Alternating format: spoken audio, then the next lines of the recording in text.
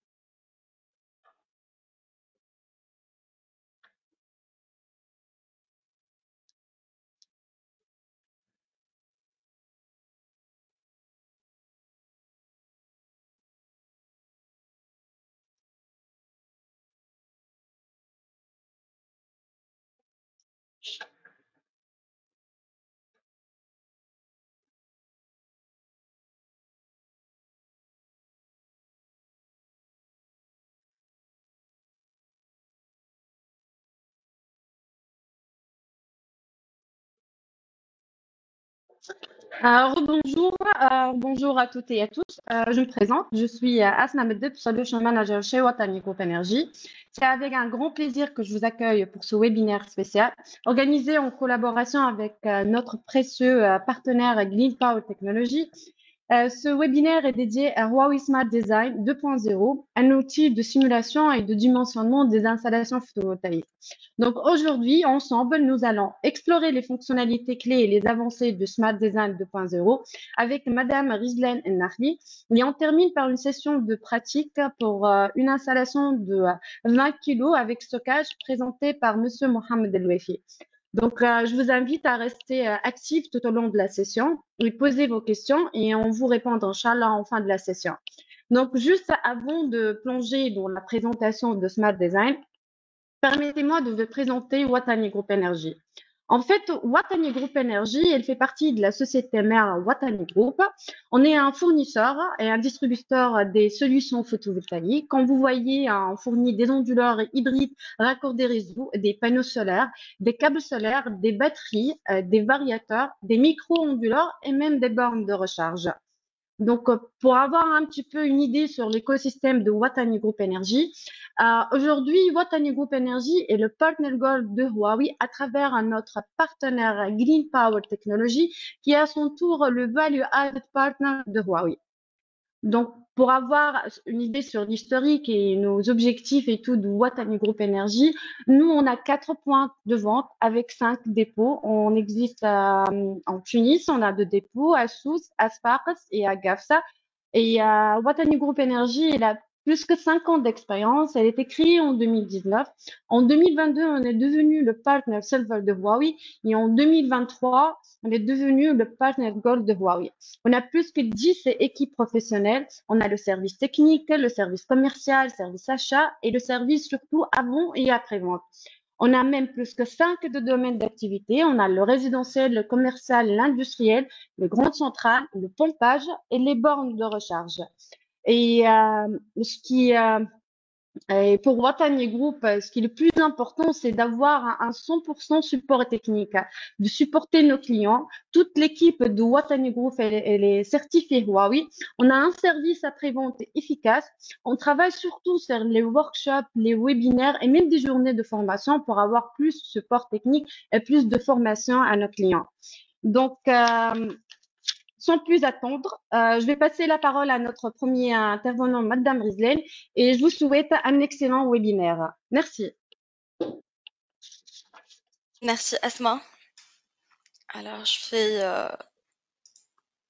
partager mon écran.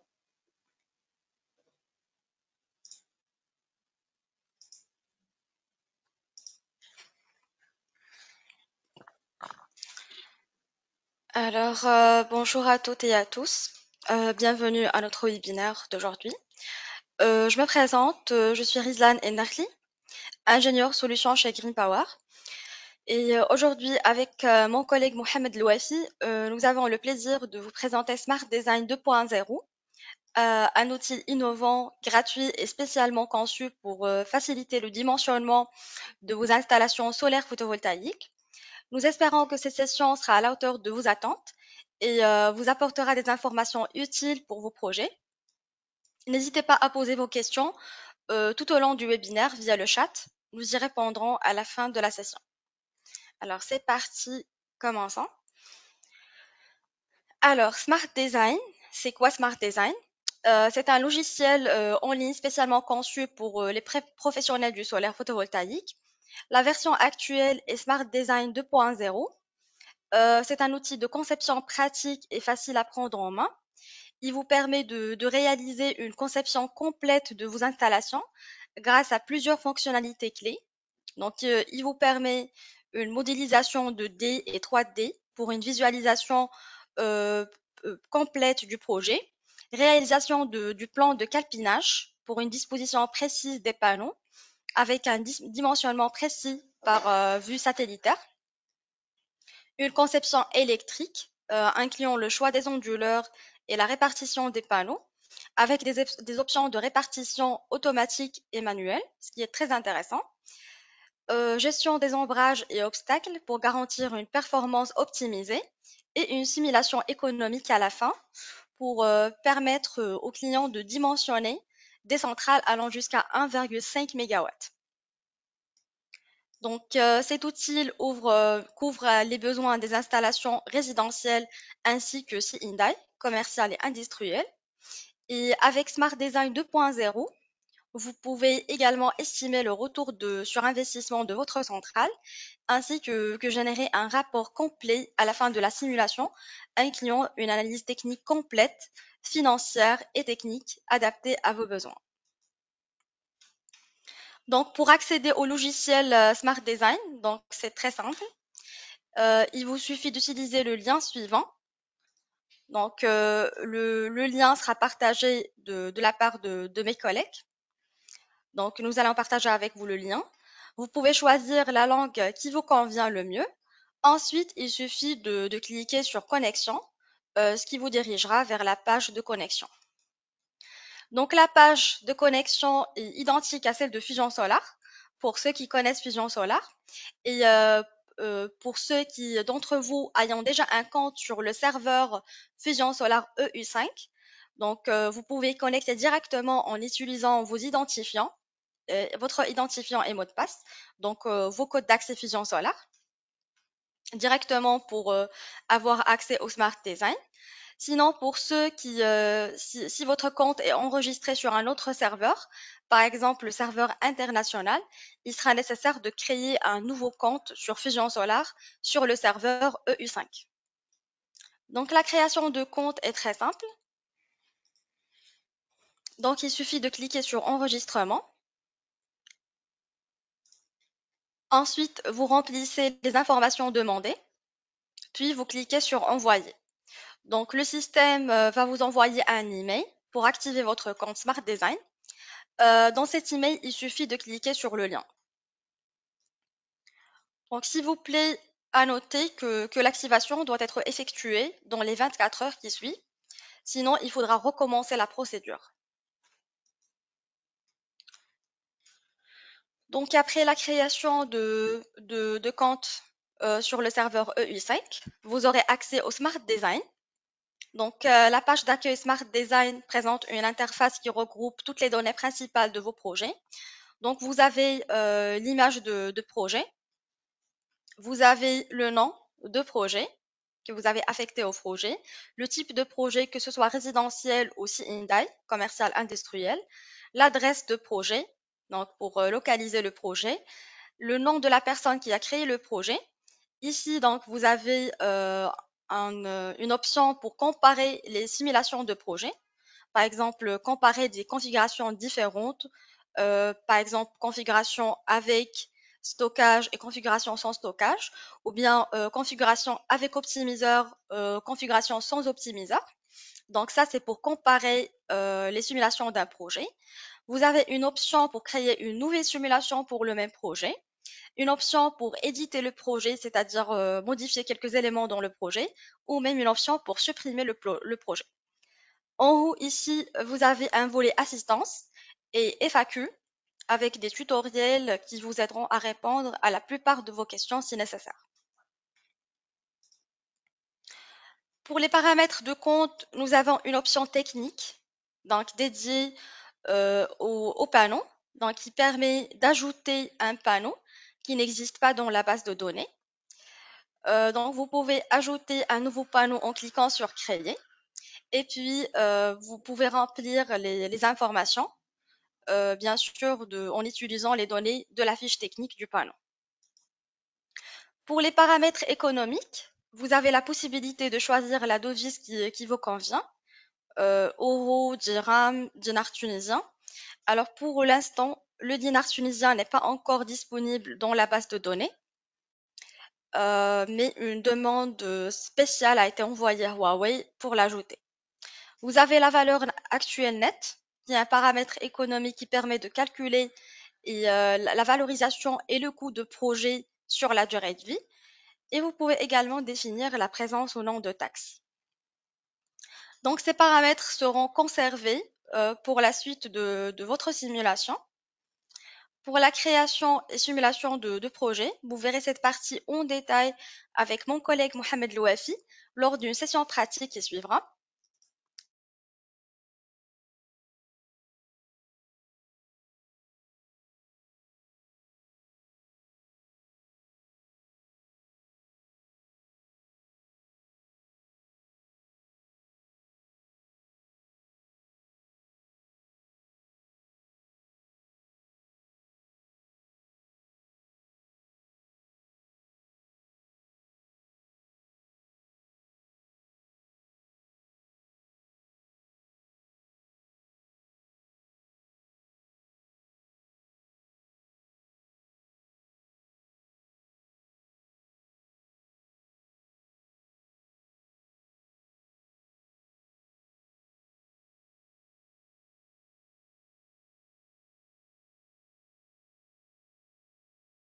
Je crois que Madame Rizel, elle a un problème. Juste, on attend un petit peu.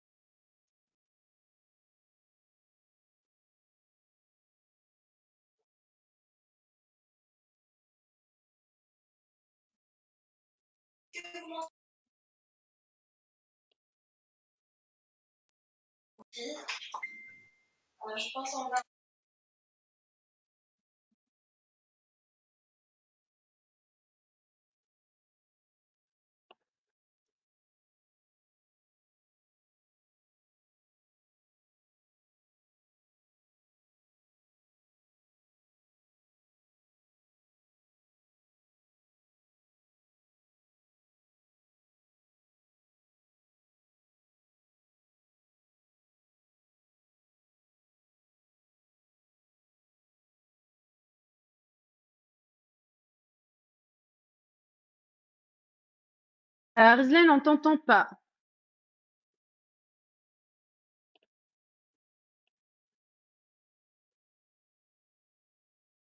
Nous, en Tunisie, on dit que ظروف المباشر حالة. C'est bon, Je pense que parfait. c'était un problème Maintenant, on t'entend. d'activation de micro. Pas de souci, pas de Alors, souci. je vais répéter. Donc, il y avait un problème technique pour la création et simulation. Est-ce que vous m'entendez maintenant? Oui, Est-ce que c'est bon? oui, on t'entend, Rizlan, oui. Alors, je disais pour la création et simulation de projet, vous verrez cette partie en détail avec mon collègue Mohamed Louafi lors d'une session pratique qui suivra. Et à la fin de la simulation de votre projet et la création de votre projet qui ne prend que quelques minutes, vous avez la possibilité de télécharger un rapport détaillé adapté à vos besoins. Donc, ce rapport présente de manière claire et esthétique une simulation technique et financière, ainsi que les avantages environnementaux de la centrale, de votre projet. Donc, à présent, je passe la parole à mon collègue Mohamed Louafi, qui enchaînera avec une session pratique en vous montrant les étapes pour dimensionner votre projet solaire en toute simplicité en utilisant Smart Design. Je te laisse la parole, Mohamed. Donc, merci Madame Rizlan. Salam alaikum à tous. Nous vous remercions encore pour votre présence à ce webinaire aujourd'hui. Donc, je tiens également à remercier Madame Asma Madab et à toute l'équipe de notre cher partenaire Watani Group. Donc, si vous voulez, l'objectif de notre webinaire aujourd'hui sera de vous familiariser avec l'utilisation et l'intégration avec notre outil de design qui est développé spécialement et exclusivement par Huawei. Donc, à la barakatillah, commençons. Un moment, je vais partager mon écran. Voilà, partage de l'écran. Euh, voilà. Est-ce que vous voyez maintenant mon écran? Très bien. Donc, vous pouvez accéder à la plateforme via le lien suivant. Donc, si vous voulez, eu5.smartdesign.huawei.com. Donc, ce lien nous redirigera directement vers la page du Fusion Solar. Cela signifie que Huawei a mis à notre disposition un identifiant et un mot de passe uniforme pour faciliter l'intégration à ces plateformes. Donc, après avoir inséré vos login et password, vous pouvez se connecter et le lien va redirigera encore vers la plateforme principale du Smart Design. Donc, si vous voulez, au niveau de la barre du menu, ici, on peut personnaliser la langue du travail. Donc, je tiens à vous informer que par défaut, la langue de travail, c'est en anglais. On peut le switcher directement en français pour faciliter la manipulation de la plateforme. Donc, sur le petit G là, la plateforme est mise à notre disposition quelques options de travail, notamment la politique relative à la vie de projet, les conditions d'utilisation, etc. Mais nous, ce qui nous intéresse, ce sont les paramètres personnels. Donc, si vous voulez, ici, on peut insérer un panneau solaire si par exemple il n'existe pas dans la barre, en fait dans la base de données. Il suffit juste la fiche technique du panneau et on peut insérer manuellement les spécifications techniques du panneau. Donc voilà. Et ici, pareil pour les groupes électrogènes, la fiche technique du groupe électrogène, on peut l'importer directement ou bien de saisir d'une façon manuelle les spécifications techniques du groupe. Donc voilà, ça c'est pour le panneau et le groupe électrogène. On peut également spécifier les paramètres financiers avant de commencer l'étude de faisabilité, en fait l'étude économique du projet. Notamment ici, on peut déterminer la devise de notre projet, le taux de remise et bien évidemment déterminer en fait ou bien spécifier les impôts avec également de spécifier le taux d'imposition nationale ou bien ce qu'on appelle la TVA, la taxe sur la valeur ajoutée. Donc, comme Madame Rizlan a dit que actuellement la devise tunisienne n'existe pas encore sur la base de données. Donc, à ce sujet, nous avons déjà envoyé une demande spécialement à Huawei pour l'ajouter sur la base de données. Et donc, notre cas d'aujourd'hui sera une étude en euros. Et finalement, la dernière option, on peut insérer le nom de l'entreprise ou bien le nom du client et joindre avec le logo souhaité. Ça, c'est pour la barre de menu. La petite icône là, ici, c'est les coordonnées du support technique. Mais dans notre cas aujourd'hui, à travers Madame Asma Madab, nous pouvons ensemble de vous fournir un soutien complet ou personnalisé durant votre projet. Et voilà le petit écran FAQ. Donc, si vous, le petit écran FAQ, vous trouvez le guide d'utilisation jointé avec des vidéos explicatives pour toutes les étapes sur la plateforme. Donc voilà, revenons à la plateforme principale. Donc si vous voulez, nous avons ici le choix de choisir un projet résidentiel ou bien un projet Sinai. Donc sur une conception standard ou bien une conception rapide, je tiens juste à vous informer que en fait, la différence entre une conception rapide et standard, c'est que la modélisation 3D n'existe pas sur la conception rapide, par contre la conception standard. Donc à la barakatillah, commençons. Donc voilà, je tiens à vous informer que avant de dimensionner n'importe quel projet photovoltaïque, il faut bien évidemment passer sur plusieurs étapes à définir.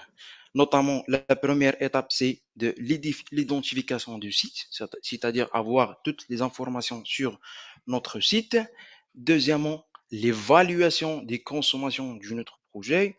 Et troisièmement, dessiner la zone de travail, que ce soit en modélisation 2D ou bien 3D. Quatrièmement, effectuer le calpinage ou bien la répartition ou bien la disposition des modules sur notre projet.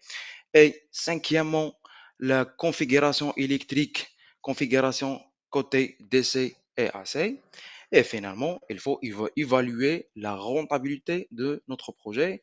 Et finalement, septièmement, un rapport qui est bien détaillé, sophistiqué, qui contient tous les détails de toutes les informations. D'accord? Donc, commençons. Pour notre projet aujourd'hui sera sur le dimensionnement d'une pâtisserie en Tunisie capitale. Elle s'appelle la pâtisserie Ben Yedder. Donc voilà, ici, on peut insérer le nom du projet. Pâtisserie Ben Yedder. Voilà, pâtisserie Ben Yedder. OK. Le nom du client, bien évidemment, Ben Yedder. Ouais. Donc ici, pour l'adresse du projet, on peut tout simplement aller sur Google Maps et localiser notre projet et tout simplement copier les coordonnées de notre site et le coller directement sur la plateforme. On va passer un petit peu de temps pour puisse détecter. Voilà. On peut ici spécifier la zone de travail exactement. Voilà. Très bien. Ici, pour la station météo, la plateforme, elle détecte automatiquement la station météo la plus proche de notre site. Et pour les paramètres de réseau, la plateforme, elle nous donne en fait, le choix de spécifier le type de raccordement, que ce soit un raccordement purement monophasé ou bien triphasé. Pour notre cas aujourd'hui, ce sera un raccordement en triphasé. Donc, entre la phase et neutre, c'est alors de 220 volts et entre phase et phase, alors de 380 volts. Donc, sur la petite cellule, la plateforme nous permet d'insérer c'est quoi la limite de puissance maximale injectée sur le réseau.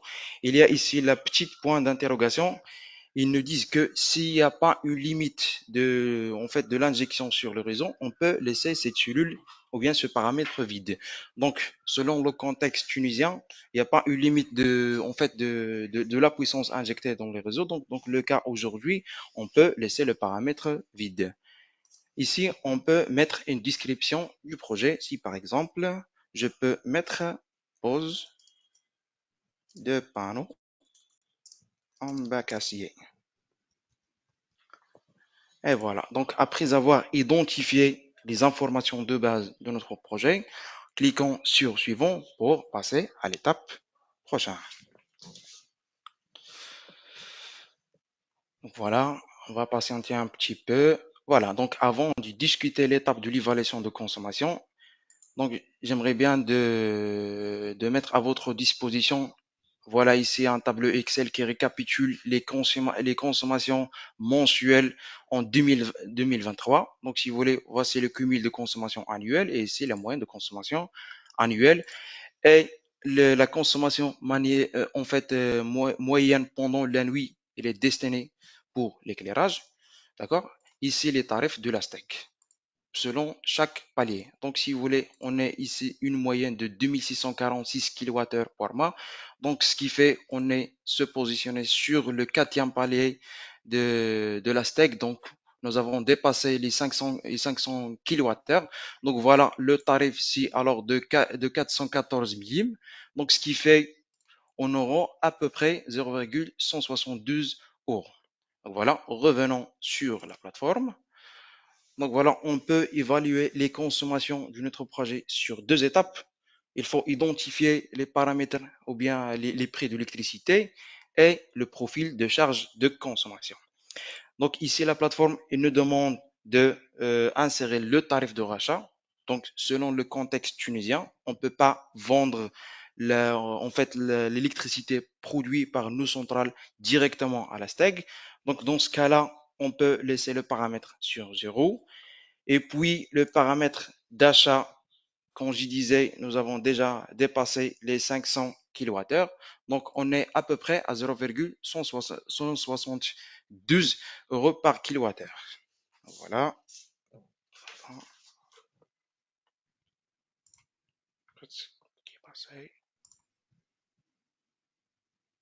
Ouais,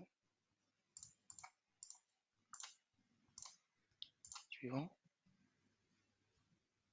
Qu'est-ce qui est passé?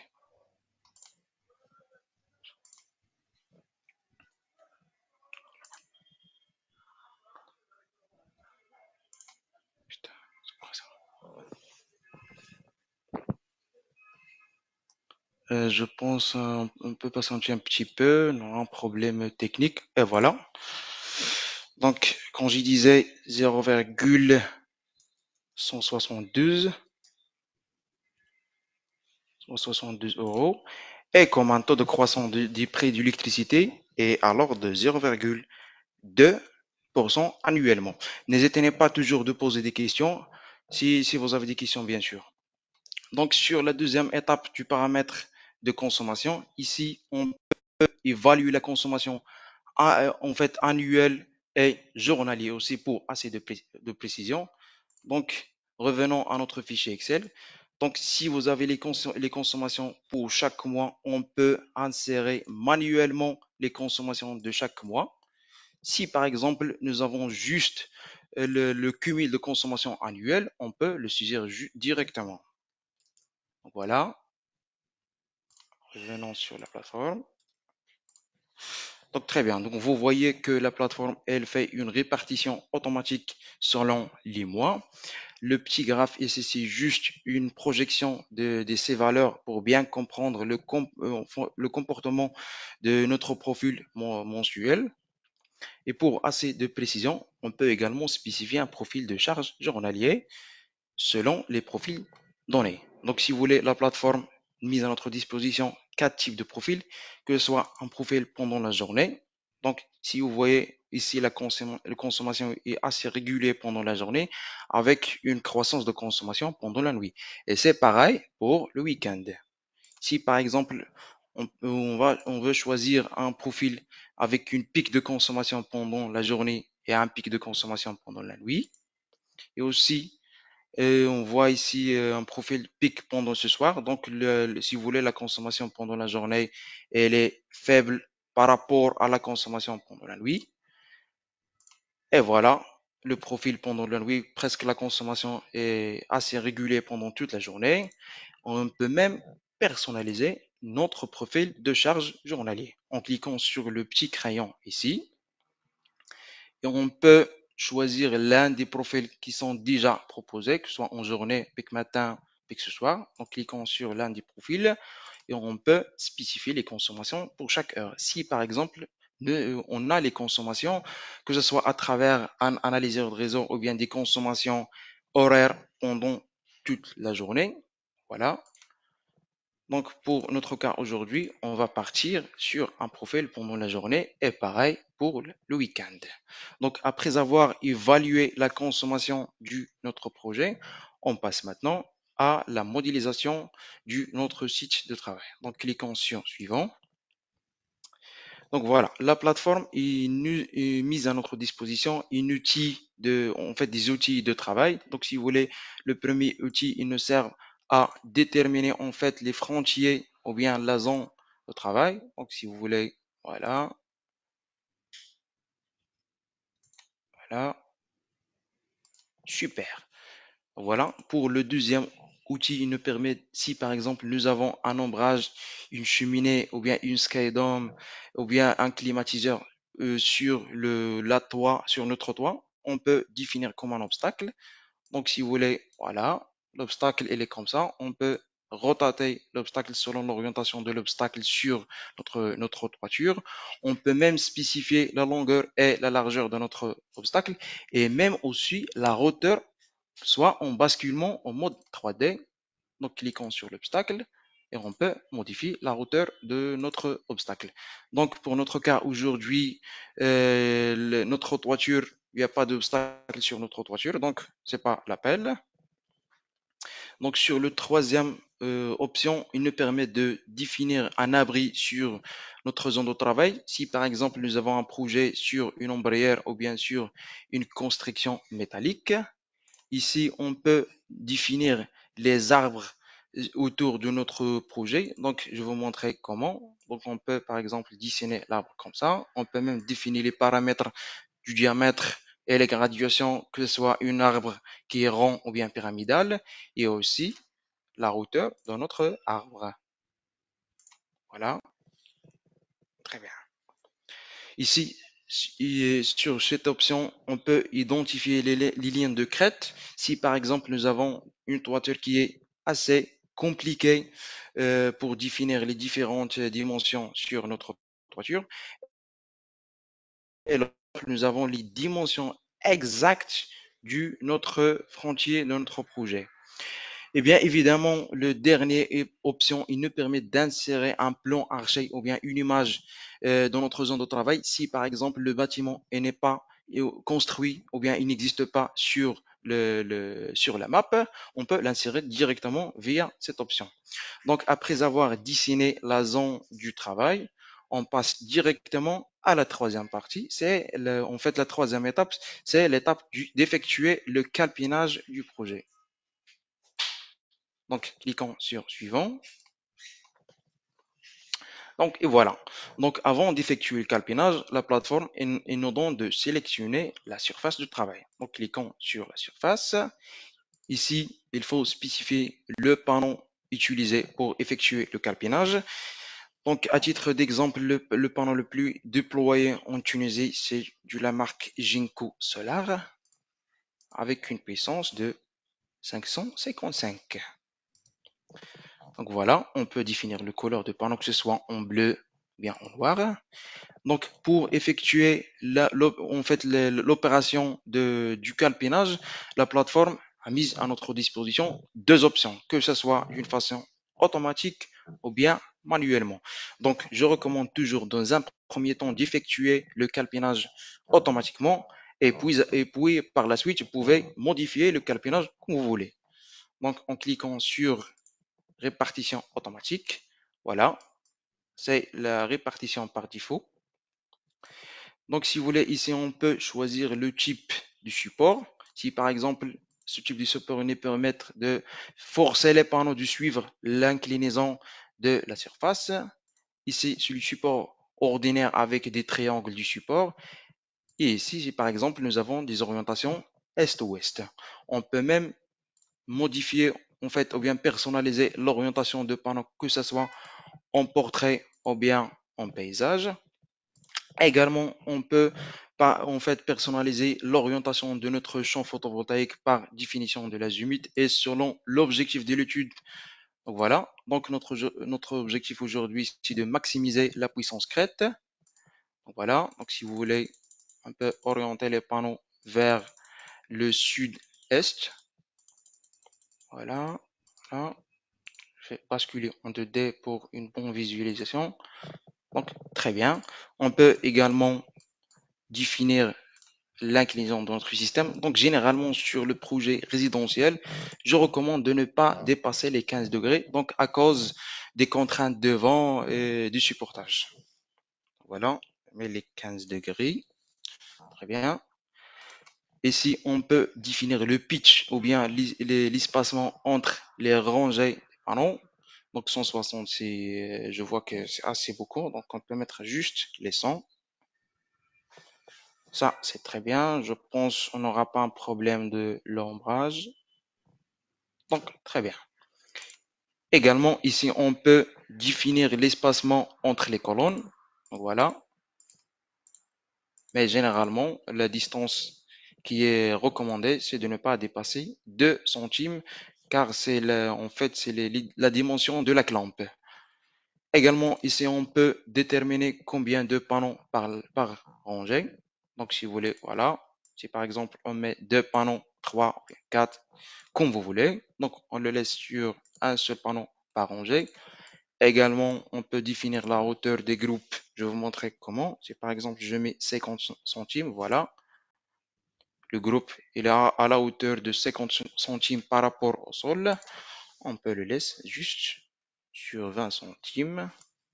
On sait OK. Et bien évidemment, sur cette option de la distance entre les obstacles, ici, il nous permet de en fait identifier une distance spécifiée entre le panneau et les obstacles sur notre toit. Ici, Aussi la distance entre les panneaux et les murs. Le petit bouton là, c'est de définir la canal pour les opérations et maintenant, c'est tout simplement de définir une traverse entre les rangées pour les raisons de nettoyage et les raisons des opérations de maintenance. Généralement, sur les projets résidentiels de petite taille, l'option de canal ONM n'est pas nécessaire. Donc, après avoir effectué le calpinage, tout est OK, tout est validé, on passe maintenant à la cinquième étape, c'est l'étape de la conception électrique d'essai et AC. Donc voilà, la plateforme, il nous permet de choisir les différents appareils qui peuvent être intervenir dans notre projet, que ce soit les optimiseurs, le système de stockage, les dispositifs de comptage électrique. Donc, si vous voulez, pour notre cas aujourd'hui, l'utilisation des optimiseurs n'est pas nécessaire à cause que on ne dispose pas d'un cause d'ombrage sur notre champ photovoltaïque. Par contre, on va travailler sur un système de stockage et un système de comptage électrique. Également, ici, on peut régler les paramètres ou bien le coefficient DCAC, mais nous, on recommande toujours de ne pas dépasser les 120% comme en rapport DCAC. Donc, ici, on peut définir la capacité souhaitée pour la batterie du stockage. Donc, si vous voulez, revenons au fichier Excel. Donc, la capacité pour le stockage qui est destiné pour alimenter les besoins en termes de l'éclairage pendant la nuit, c'est de l'ordre de 41,5 kWh. Donc, on peut mettre sur la plateforme directement 42 kWh. Donc voilà. Également, on peut faire la conception électrique par une façon automatique ou bien manuellement. Comme d'habitude, je recommande toujours de effectuer une conception automatique dans un premier temps. Donc, cliquons sur la conception automatique. Donc, voilà. Donc, si vous voulez, la plateforme, il nous propose un onduleur du famille 5017 kg MB0. Donc, si vous voulez, ici, on peut remarquer que nous avons deux chaînes. La première chaîne de 17 panneaux et la deuxième de 18 panneaux. Donc, si vous voulez, ici, la répartition des EPPT, en cliquant sur le petit témoin ici, on peut visualiser tous les paramètres, que ce soit en termes de tension et de courant de notre onduleur, ainsi que la répartition des chaînes par rapport les EPPT. Donc, en bas, on peut voir quelle est la puissance crête déterminée sur notre zone de travail et bien évidemment la puissance côté AC. Donc ça, c'est pour l'onduleur. Et maintenant, pour choisir le type d'appareil de communication, donc la plateforme il nous donne le choix de choisir que ce soit l'EMA, l'Energy Management Assistant, ou bien le dongle. Donc, si par exemple, on veut travailler avec l'EMA, en cliquant sur l'EMA, vous voyez la référence souhaitée et le courant aussi. Donc, en cliquant sur OK. Donc, si vous voyez la cellule du compteur électrique est en mode disabled, donc cela signifie que on sait bien que l'EMA, l'Energy Management Assistant, c'est un dispositif ou bien est une solution qui adopte une combinaison entre un dispositif de comptage et dispositif de data logging dans la même device. Donc, si par exemple, on veut choisir de partir avec le dongle, que ce soit un dongle Wi-Fi ou bien 4G, donc cliquons sur le dongle Wi-Fi. Et donc voilà, la cellule de compteur électrique est en mode enable. Donc ici, on a le choix de choisir que ce soit par un DTSU 666 100 ampères ou bien DTSU 666 250 ampères. Donc on peut partir par le DTSE 666 250 ampères. Cliquons sur OK. Donc voilà, après avoir validé tous les éléments de la conception électrique, en cliquant sur suivant pour évaluer maintenant la rentabilité du projet.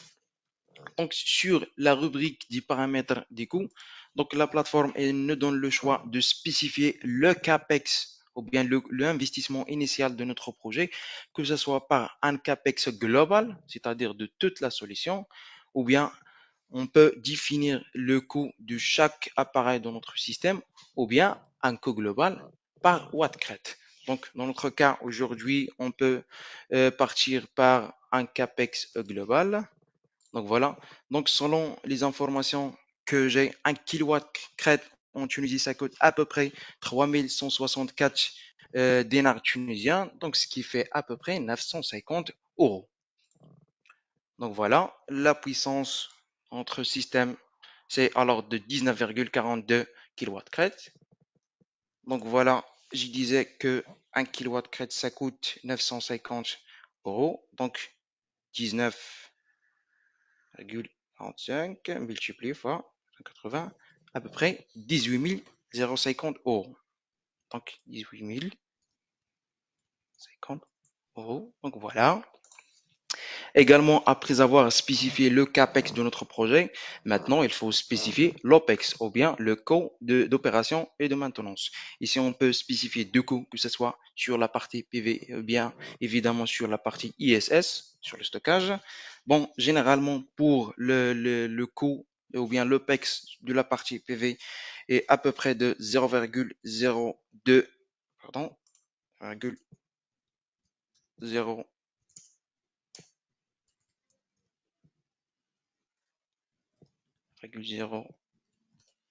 euros.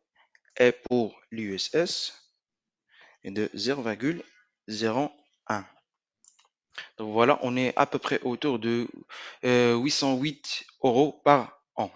Donc ici, voici les différents appareils dans notre installation ainsi que leur quantité. Ici, bien évidemment, nous avons des subventions par l'État. On peut l'insérer directement ici. Donc, après avoir saisi tous les paramètres financiers, on passe maintenant au résultat principal. Donc, cliquons sur suivant. On va patienter un peu un moment. Donc, voilà. Et voilà. Donc, ici, le petit rapport est récapitulatif. Donc, voilà ici les informations de base, la présentation de projet. Je tiens à vous informer qu'on peut personnaliser les images pour la présentation du projet. Donc voilà. Ici, nous avons la capacité de stockage de notre projet, la capacité de notre champ photovoltaïque, les différents appareils en termes de panneaux, onduleurs, un module de contrôle de puissance, les expansions batterie, les modules de comptage et le data login ainsi que leur quantité. Et c'est l'analyse du facteur des factures d'électricité pendant la première année, production, consommation et les avantages économiques. Donc, si vous voulez, le profit net cumulé pendant les 25 années, ou bien ce qu'on appelle la VAN, la valeur actuelle nette, est alors de 64 585 euros. Donc, si vous voulez, le LCO ou bien le coût de l'énergie est de 0,06 euros par kilowattheure. Le taux de rentabilité interne est de 18%. Ça, c'est une très, très bonne chose. Si toujours on dépasse les 10%, donc on est dans le bon sens. Le ROI ou bien Return of Investment, il est autour de 5 ans. Donc voilà, ici le diagramme du cash flow, il nous montre que après les 6 ans, les revenus commencent à augmenter jusqu'à la fin de la durée de vie du projet. Donc ici, un aperçu global sur la gestion d'énergie. Donc si vous voulez, la production de notre champ photovoltaïque est de l'ordre de 30 MWh pendant la première année. 20% de cette en fait, de cette production sera injectée au réseau et 80, en fait, 79% sera en autoconsommation. Donc ici, notre consommation, elle est de 31 MWh pendant l'année. La batterie participe de 32% de cette consommation. Vous voyez maintenant l'importance du stockage dans une installation photovoltaïque. On peut importer 24% depuis les réseaux et 40% depuis le solaire. Donc, on remarque que l'eau solaire, elle participe de plus que 75% comme un taux de couverture dans notre besoin. Donc voilà. Ici, l'évaluation de la consommation de production, injection et et consommation. Et c'est la disposition de notre champ photovoltaïque sur la zone de travail, la répartition également des chaînes pour chaque MPPT. Ici, le diagramme des pertes sur le système, que ce soit les pertes au niveau de la couche atmosphérique, les pertes d'essai et AC, l'empreinte carbonique et les bénéfices sur l'environnemental, et ici les paramètres de simulation. Donc, après avoir fini, j'aimerais bien d'ajouter quelques courbes et conditions. OK. Donc, on peut finalement exporter le rapport. Donc, cliquons sur exporter. L'opération va prendre un moment.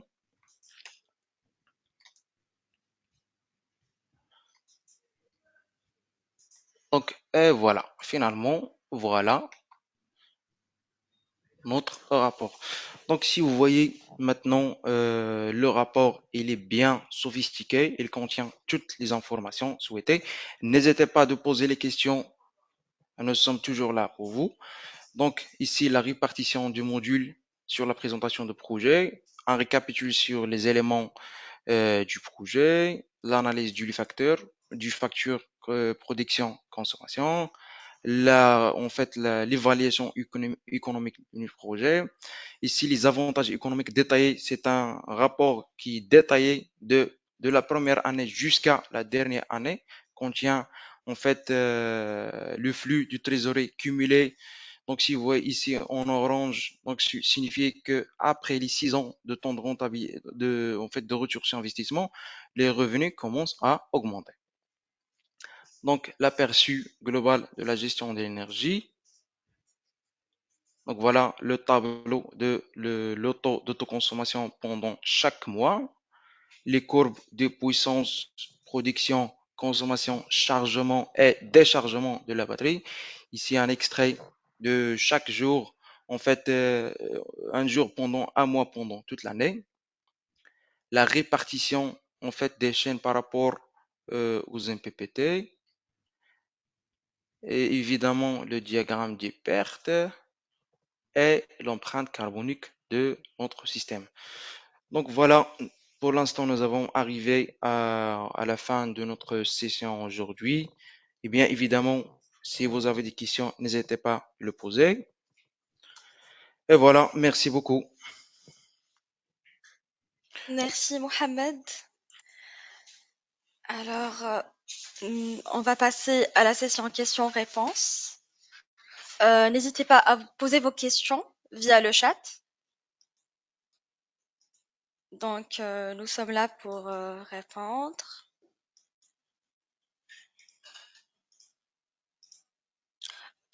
Alors, on va commencer par une première question.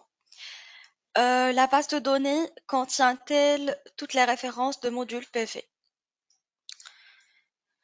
Alors, normalement, sur Smart Design, nous disposons déjà d'une base de données qui contient les panneaux les plus courants sur le marché.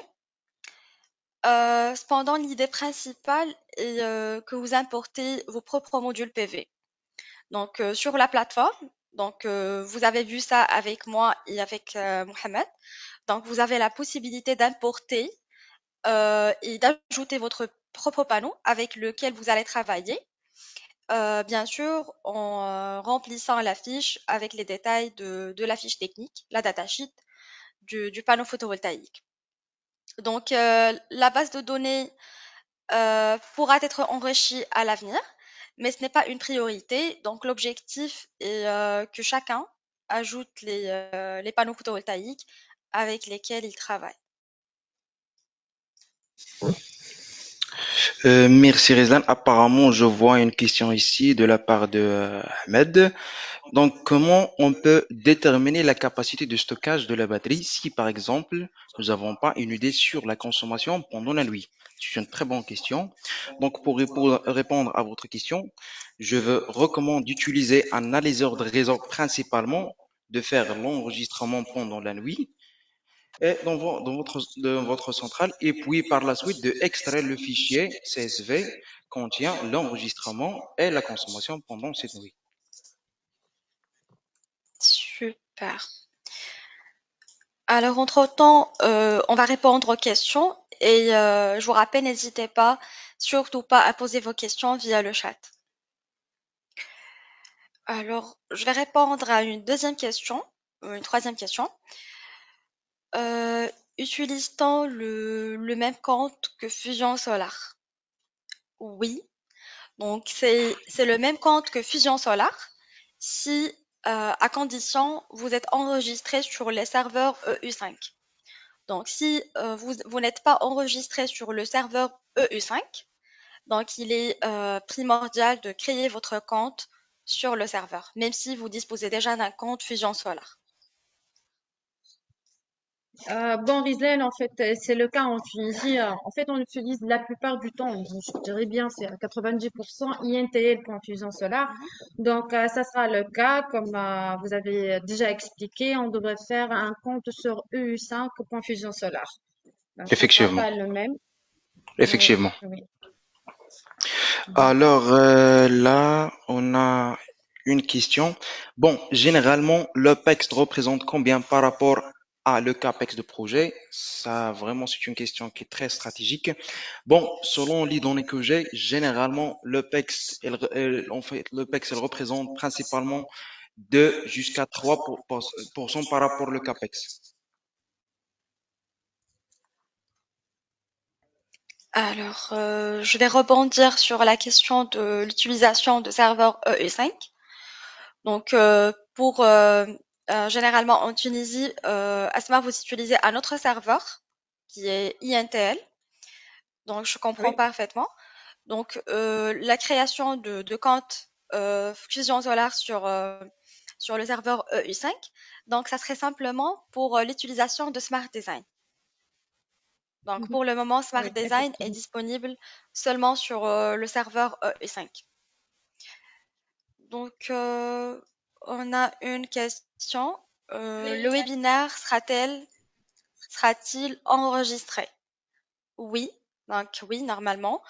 Et l'enregistrement sera envoyé aux participants. Très bien. On a Là, je une autre vois. Ok. Pardon, Oui, Asma? Mohamed, oui, oui, pas de souci.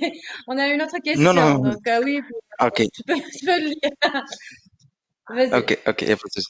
En fait, j'ai une question là. Que signifiait le profit de net cumulé?